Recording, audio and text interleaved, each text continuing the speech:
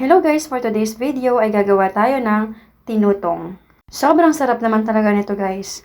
At ito din ang hindi nawawala sa tuwing may handaan sa probinsya namin.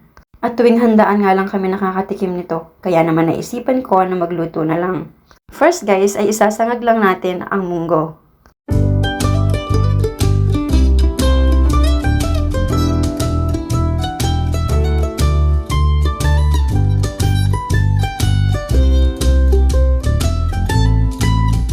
Kapag naging ganito ng itsura guys ng ating munggo, ay dudurugin natin ito.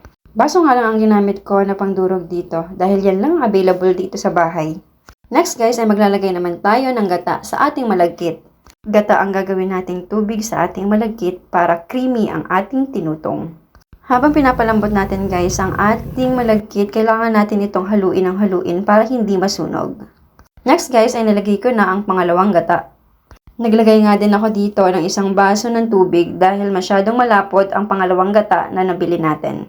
Next guys, ay ilalagay na natin ang ating munggo at hahaluin lang natin ang hahaluin ito hanggang mag-well combine lahat ng ingredients na nilagay natin. Naglagay na din ako guys ng 1/4 na asukal. Bali kalahating kilo lang guys ang ating malagkit dahil ito yung natira natin nung gumawa ako ng sampurado. Ayan guys, hahaluin lang natin ito ng hahaluin hanggang makuha na natin ang consistency ng ating tinutong. Sa mahinang apoy lang natin ito lulutuin. Kapag ilagay na natin ang lahat ng ingredients. Kailangan guys, hahaluin natin ang hahaluin ito hanggang maluto ang ating tinutong. Kasi mabilis lang itong masusunog kapag iniwan natin.